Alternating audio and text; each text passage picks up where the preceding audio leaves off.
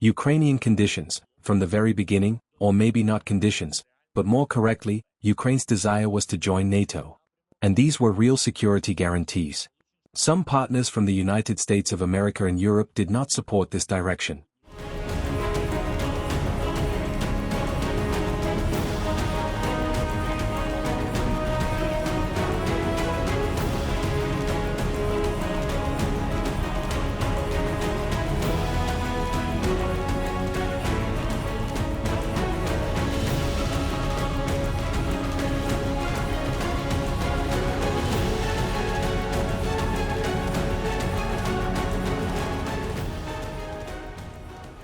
Ukraine's President, Volodymyr Zelensky, has finally decided to drop his long-standing demand for the country to join NATO, a move that marks a major shift in Kyiv's strategic approach to ending the ongoing conflict and reshaping its security vision.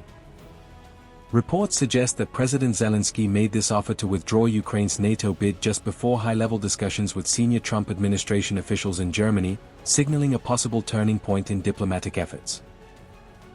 According to sources, Zelensky agreed to give up the pursuit of NATO membership in exchange for strong and reliable Western security guarantees that could safeguard Ukraine's sovereignty and ensure long-term regional stability. Ahead of the Berlin negotiations, Zelensky publicly stated that Kyiv is now prepared to show a willingness to compromise on its NATO ambitions, in hopes of achieving broader peace and rebuilding trust with international partners. The Ukrainian leader emphasized that such strong security guarantees from Western nations would play a crucial role in helping to prevent any future acts of Russian aggression and maintaining lasting peace in Eastern Europe. Ukrainian conditions, from the very beginning, or maybe not conditions, but more correctly, Ukraine's desire was to join NATO. And these were real security guarantees. Some partners from the United States of America and Europe did not support this direction. And that is why today bilateral security guarantees between Ukraine and the United States of America, namely Article 5-like guarantees from the United States of America for us and security guarantees from European colleagues for us, as well as from other countries, Canada, Japan, etc., these security guarantees for us are an opportunity to prevent yet another Russian aggression. And this is a compromise on our part. On December 15th, President Volodymyr Zelensky spent nearly 5 hours in intense discussions in Berlin with top US officials, as both sides worked tirelessly toward a possible framework to finally bring an end to the war. Following the marathon talks, Trump's special envoy, Steve Witkoff, described the meeting as highly productive, saying that a lot of progress was made in building mutual understanding and narrowing the gaps between Washington and Kyiv. The high-stakes negotiation session in Berlin was hosted by German Chancellor Friedrich Merz, who brought together the delegations in a bid to facilitate meaningful dialogue and revive hopes for peace in Europe. Meanwhile, Ukraine's leadership is reportedly reviewing the newly updated proposals contained in the latest draft of Donald Trump's peace plan, carefully evaluating what the reworked terms could mean for the country's future and security. Zelensky dropping Ukraine's NATO demand is being widely seen as falling directly in line with Vladimir Putin's long-standing conditions for peace, signaling that Kyiv is now willing to touch one of the most sensitive issues in the entire conflict. Putin has repeatedly demanded that Kyiv formally renounce its ambitions to join NATO if it wants to end the war, making the alliance question a central pillar of Russia's public conditions.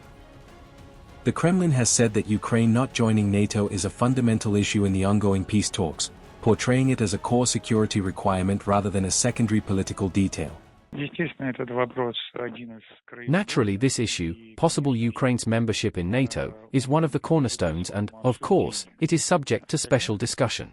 And this is the sense of a negotiation process that, I repeat it once again, we do not want to conduct in megaphone style. Negotiations, is underway between US, EU, and Ukraine negotiators. Once they finish their work, we expect the US to update us on the version of settlement currently being discussed. Russian sources have reportedly told The Guardian that President Vladimir Putin now seeks a formal, written pledge from Ukraine's Western partners, a document that would clearly commit them to specific security terms and define the limits of Ukraine's future alliances. As part of these demands, Putin is urging NATO to make a binding assurance that the alliance will not expand any further eastward, and that Ukraine's potential membership will be permanently ruled out, framing this as essential to Russia's long-term security interests. However, Ukrainian President Volodymyr Zelensky has countered these terms by demanding firm and verifiable guarantees that Russia will never again attempt any form of military aggression against Ukraine, according to multiple reports. In response to this complex diplomatic exchange, the European Union has insisted that Kyiv must be granted comprehensive security guarantees from its allies, especially if the possibility of NATO membership is removed from the equation entirely. Well, what we have to keep in mind is that why countries want to be in NATO is because they don't want Russia to invade them, to attack them.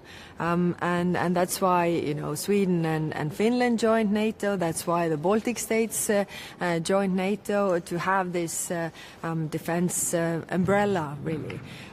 Now, if this is not in question, or this is out of the question, then we need to see what are the security guarantees that are tangible. They can't be, papers or promises. They have to be, real troops, real capabilities, so that Ukraine is able to defend itself. We have to understand that Donbas is not Putin's endgame. If it gets Donbas, then the fortress is down, and then they definitely move on with taking the whole of Ukraine. And if Ukraine goes, then other regions are also in danger. We know this from the history, and we should learn from history.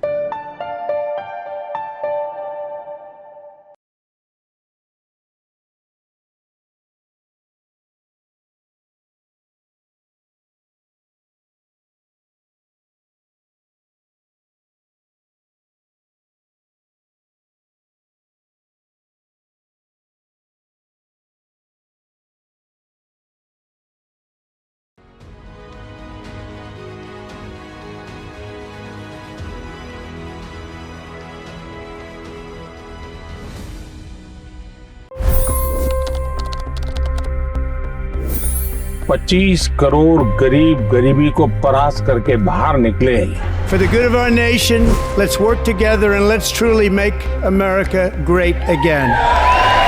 The fastest news breaks. Requested PM saying that we will have to speak to Putin and to Zelensky. The biggest news makers. The relationship with India is probably the most important bilateral relationship the U.S. will have for the rest of this century. The capital delivered quite an election result today. Expert analysis.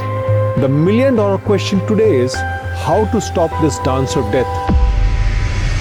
Ground reports. I'm standing at the crossroad of the Kumbh Mela. Behind me are more than 100 entry guards. Long-form interviews. Exclusionary politics is reflected in Manipur case as well. You don't bother because this is a small state. Deep dive into burning issues. It's often said DRC could be the richest country in the whole world. It's because of what sits underneath. Why exactly did the US topple the Sheikh Hasina government? HD videos. We don't just break news, we break it down.